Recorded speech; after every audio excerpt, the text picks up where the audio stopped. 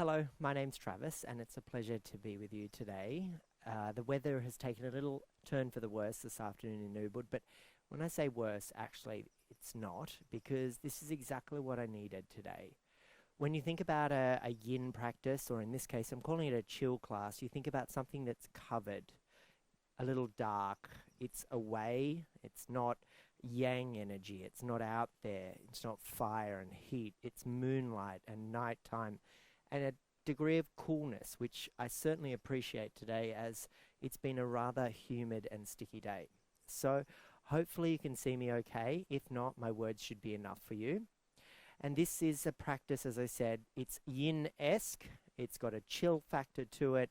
We're going to find a little bit of movement, and then we're going to find a little bit of stillness and a bit of a longer holds.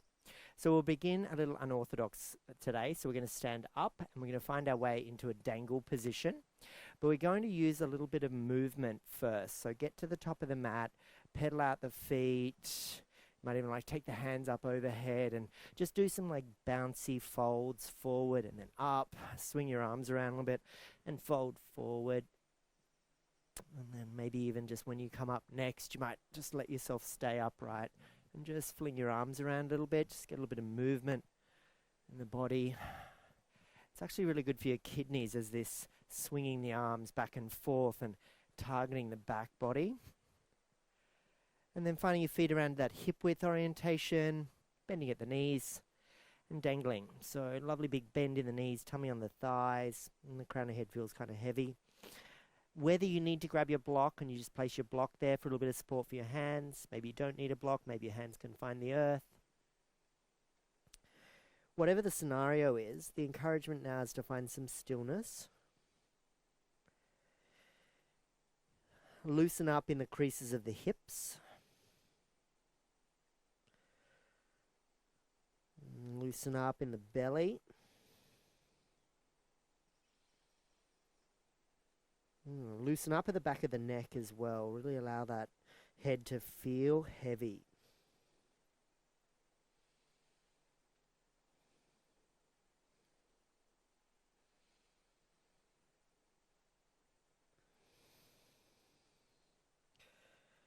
And just start to really focus on the breath.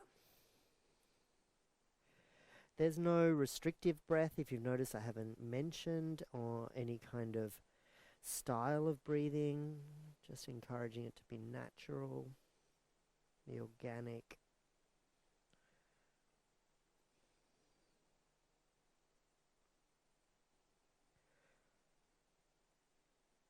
And become accustomed to the texture of the mat under the soles of your feet. Feel the mat.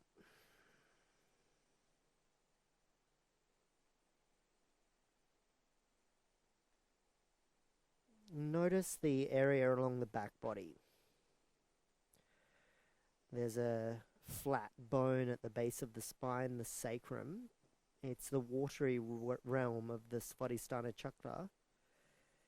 And the encouragement here is to create a waterfall of hydration down your spine. Letting the channels flow with freedom, fluidity. And in that freedom and fluidity, allow water to take the path of least resistance. Just as I'm here in Bali with the rain falling and the Kampuan River raging below me, I think of how free the water flows. It finds its path, depositing nutrients, moving around sediment, carving grand canyons and river valleys with its power and awesomeness.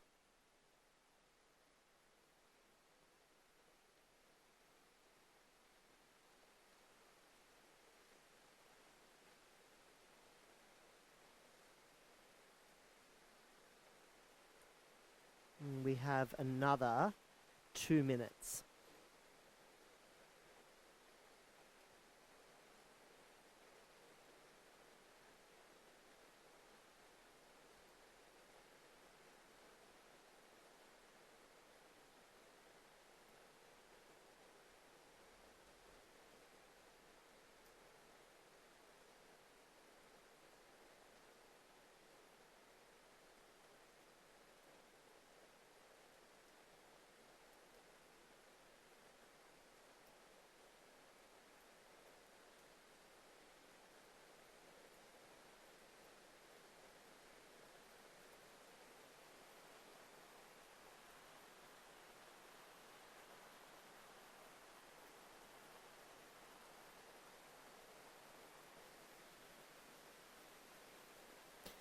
final 5 lovely, big, deep breaths.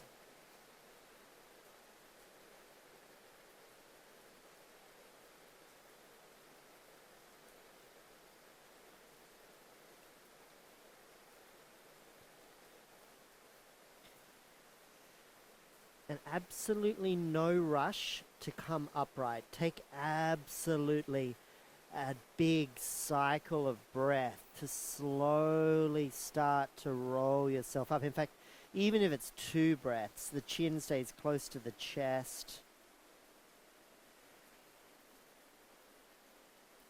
You know, the blood in the face, the head, it just needs to reorganize itself, recalibrate. So let's just stand at the top of our mat now for a few cycles of breath.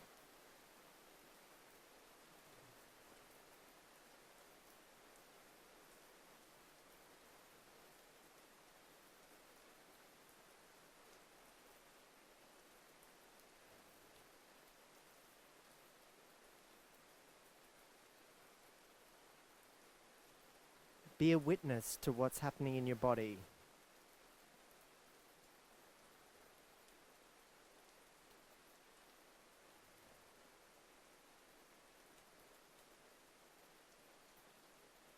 And then step wide, feet as wide as your yoga mat, toes pointing out. Grab your block. Now, I didn't mention at the start of class, but I always like to have one handy. Take it to whatever height you need for yogi squat. So I've got on the lowest setting, but that might not be available to you. Medium or taller setting.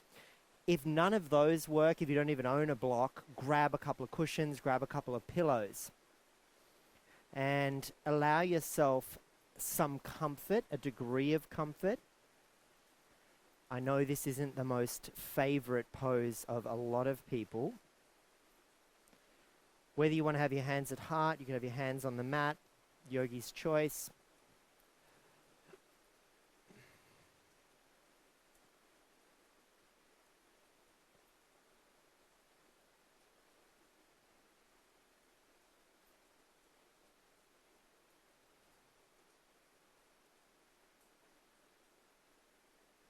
I'm not sure whether the microphone is sensitive enough to pick up the rain or whether it's too sensitive and it does pick it all up. But it's very refreshing. I come from a part of Australia that gets a lot of rain anyway. And we have tropical rainforests in Australia too, so I'm not unaccustomed to this weather. It's just nice to be in a place that's built around nature. In Australia, we often run away from the rain, we whinge about the rain, we complain about the rain. And then we complain about the opposite. But here, the spaces are designed to welcome nature in. And the rhythms of life in the Western world, in places, or everywhere I guess now, where we live in cities, you might not even see the stars, right, anymore. And being able to practice in this kind of open air shala like this, it's such a treat. And it's doing nothing for my senses, because all I want to do is look around and observe and enjoy.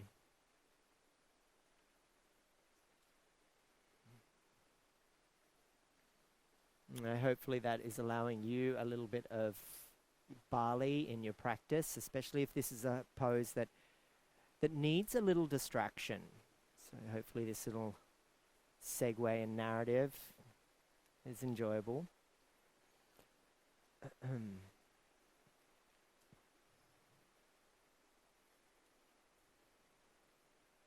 for these final few moments, let's just take a few deep breaths. Let's make it 5. 4.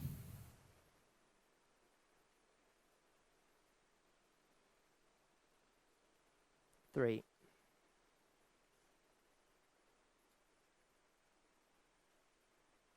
And last 2. And last one. Nice. Now all we have to do from here is sit down on our buttocks. So lean back a little. And before we move to the next pose, we will take a rebound pose. And the rebound's going to be stepping the feet further down the mat away from you, placing the hands behind you. And first things first, let's take a proud puff of our chest out in front of us. Forward. So we've been doing a lot of flexion and rounding. So here this extension should feel quite nice through the spine. And then I'd like you to get into the hip sockets. So move from left to right.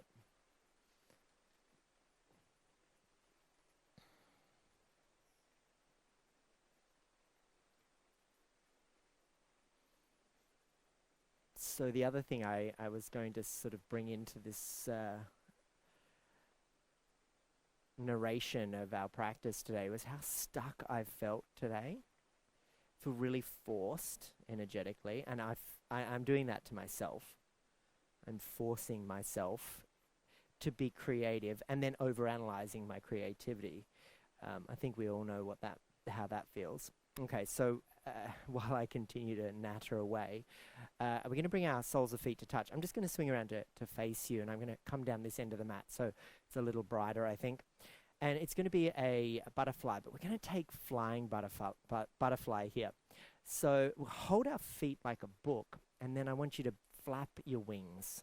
So flap the legs. And this is what I meant by a little bit of movement to facilitate the stillness. Okay, so this movement is just sort of energizing the sockets and the musculature and the tendons around all of the joints and the connective tissues. We're going to go for another few moments.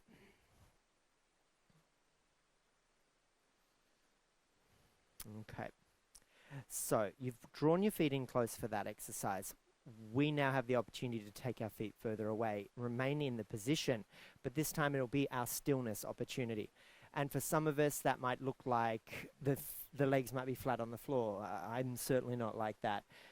So that the knees are elevated. I'll place a block out in front of me, and I might be able to lower my forehead down onto the block, or sweep the arms underneath and place the forearms down. It's up to you, whatever the shape is. The closeness of your heels is entirely up to you. And just my encouragement would be to find the stillness once you've arrived in a shape that serves you. You know, if we're thinking about a 0 to 10 kind of scale, we're looking for something above 5 and below 7. Which ironically, of course, is 6, but it can be anything from 5.5 to 7, I suppose.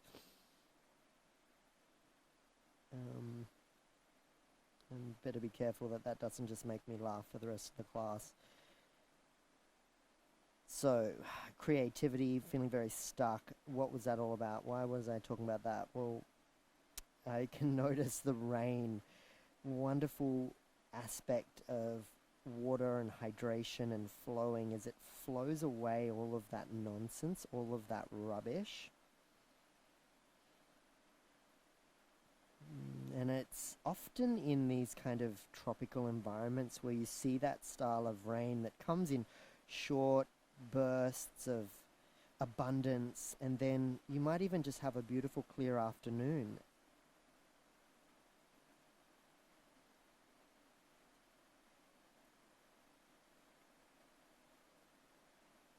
It's a reminder of one of the philosophies or the key aspects of the Hindu tradition and the yoga tradition, which is having an equipoise mind balanced against pleasure and displeasure.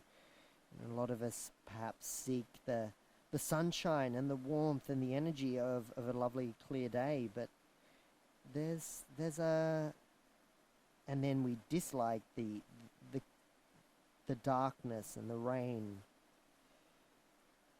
It's more about finding the equipoise and harmony and knowing that one begets the other.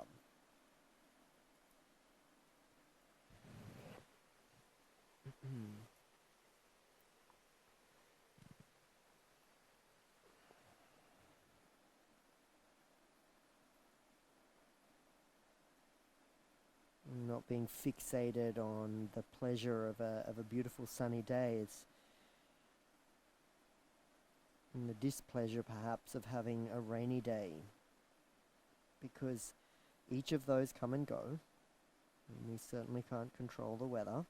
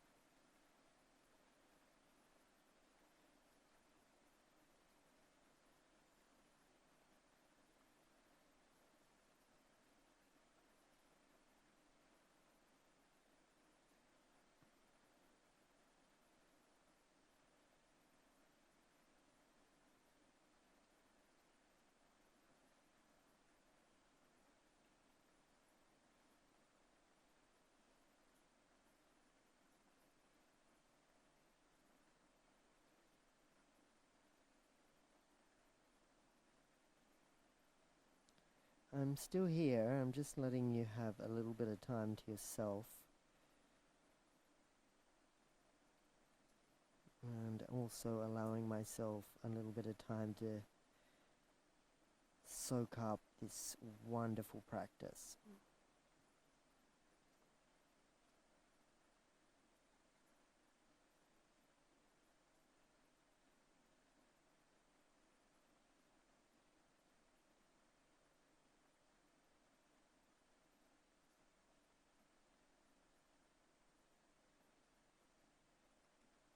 And so with that in mind, we've got about another 10 breaths.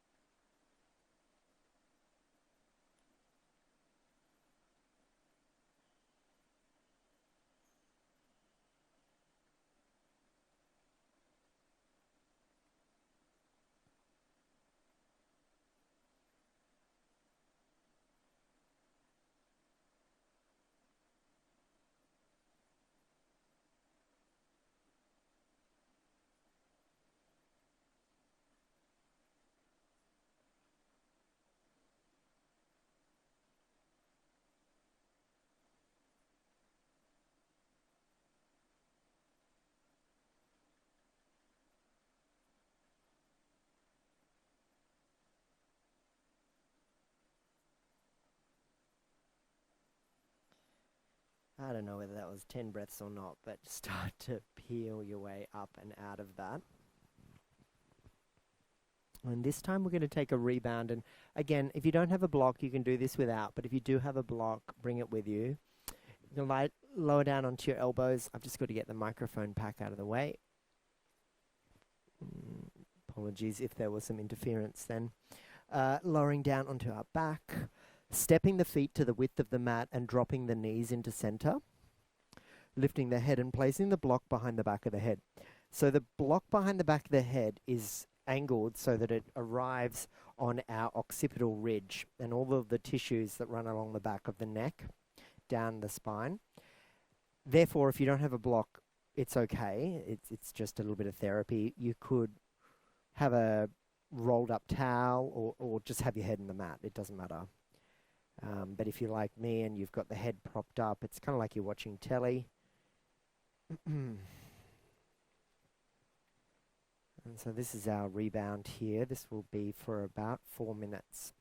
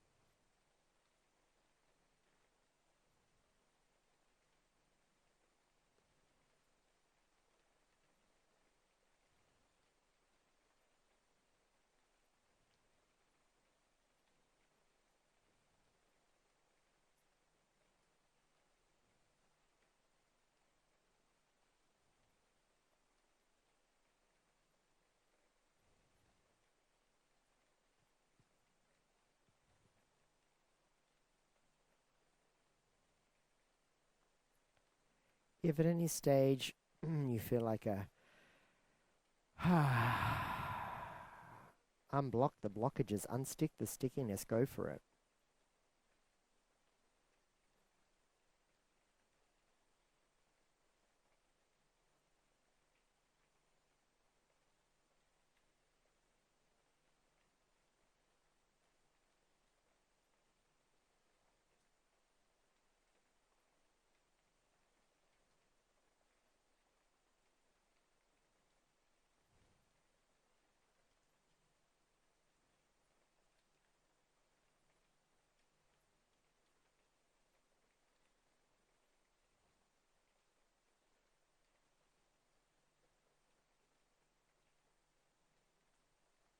Really let your jaw feel relaxed. The tongue feels soft.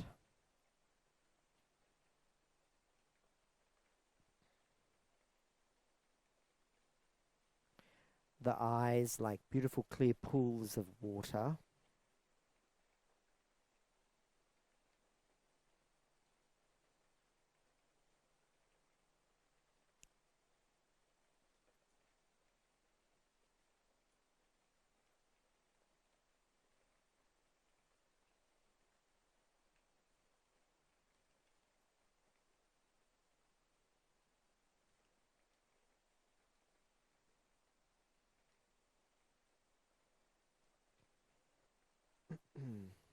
The last few moments.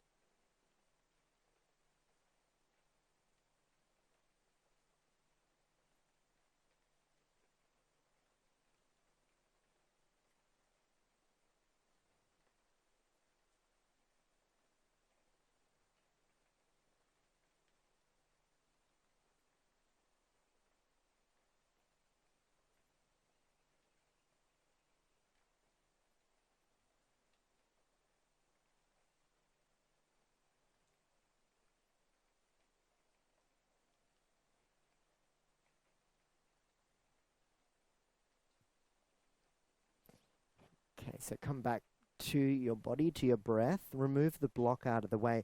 Place the block over to one side. You might need it later. And shuffle your entire body, particularly your hips and buttocks, to the right side of your mat. We're going to take twisted roots, where we bring right knee in, lift it up and over the left, and if you can hook it right around the back of the left leg, do that. If not, that's fine. Just do across your legs. And then the whole thing goes to the left while the upper body goes to the right. And therefore, if you did want to have a block over on that left side to land the knees on, find a little bit of comfort, you can do that.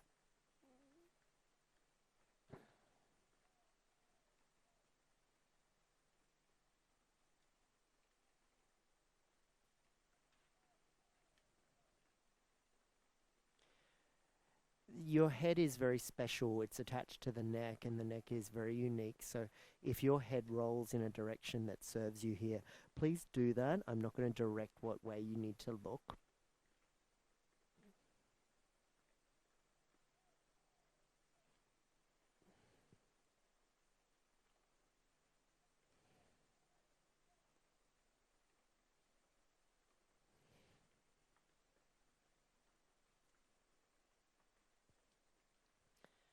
The one interesting thing about a rainy day in Bali is that the cicada sound is dulled. And in particular, there's a type of cicada that seems to just play one note. And it actually sounds like interference on the camera, like I've got some sort of connection issue in my audio. It's very subtle because the camera, the audio does a good job of filtering it out, but I can hear it, which is typical of people that create something. They're always going to be their biggest, the least biggest fan of it. What's that expression I'm looking for? Your own worst enemy. Yeah, that's it.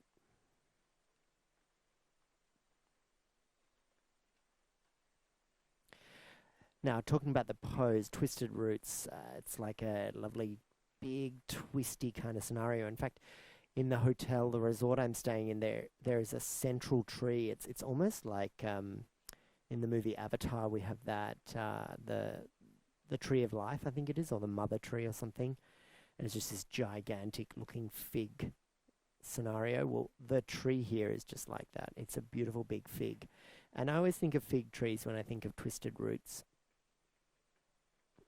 That way they gnarl and tangle and jungle-esque, and there's this sense of really twisting and rinsing. So we think of all of that hydration we encouraged earlier. Now it might be a chance to sort of think about rinsing that out, sort of getting those last blockages and really funneling that energy into removing them.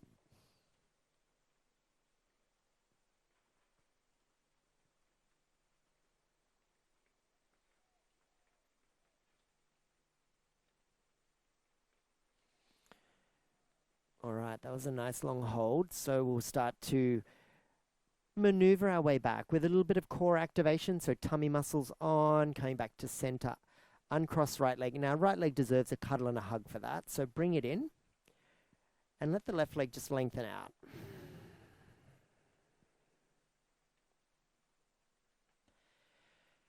And squeeze.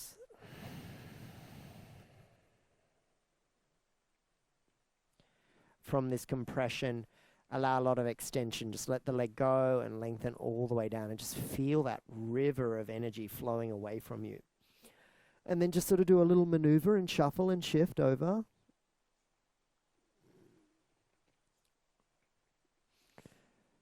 And maybe we place our block over to the right and we lift our left leg. We cross it over the right, and if there's a hook and a wrap, you go there as well. And then maneuvering yourself to lower everything down to the right.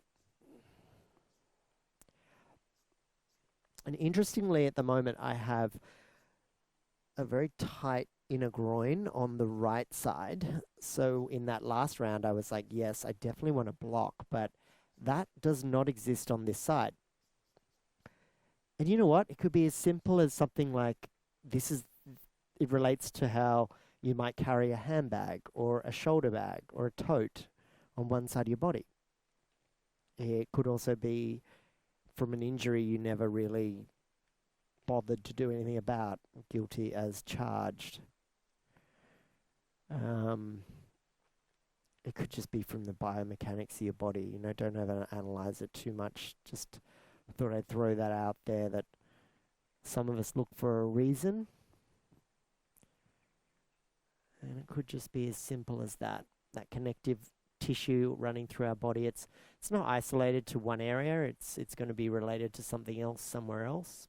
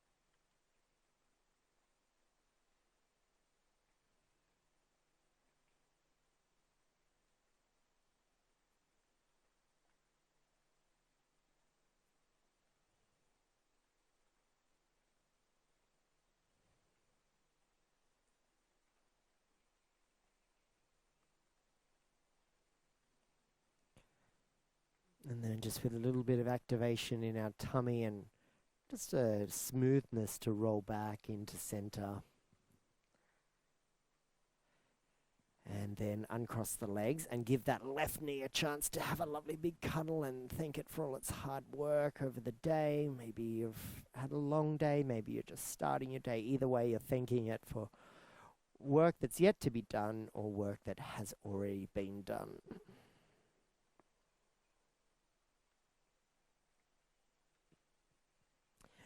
And then with that in mind, we're going to take the legs to the ceiling, the hands to the ceiling, reach up, and then we're going to flail them out.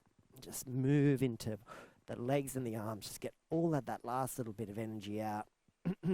Readjust your clothing. Pop on a jumper or a sloppy joe, whatever you call it. If you're in a cooler climate, adjust yourself, wiggle, jiggle, and then begin to settle into the realm of comfort and into your Savasana. I'm just going to set a timer. I'm going to give us a solid 5 minutes today.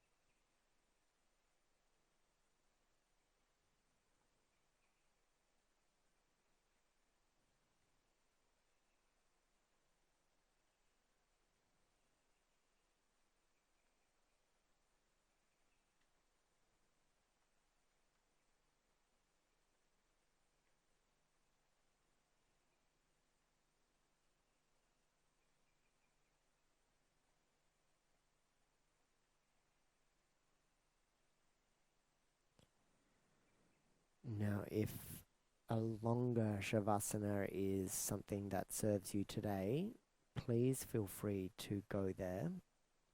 But if you're like me and need to continue on, bring movement to the bones in your toes, and your fingers, and your ankles, and your wrists. And then with a beautiful big stretch overhead, inhale, lengthen everything out. Roll over onto your side in a fetal position. Linger here for a while.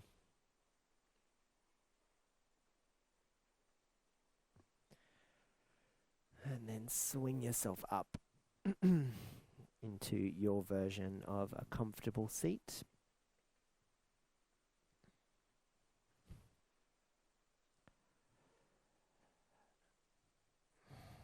And just take a seat and take a moment. Recalibrate, reconnect, and come back into you. And if it's a custom that feels comfortable for you, bring your hands to your heart space. Draw your chin towards your chest. Acknowledge yourself, acknowledge each other. Thank yourself for showing up, and the light within me honors the light within you. And we greet them with the Hindi word, Namaste. And thank you, yogis. I hope you had a wonderful time. That was super delicious. All of that stickiness, all of those blockages, they're out the door. I'm ready for the rest of my day. I think I might go and have a massage. Have a wonderful one wherever you are, and I'll see you again real soon. Bye for now.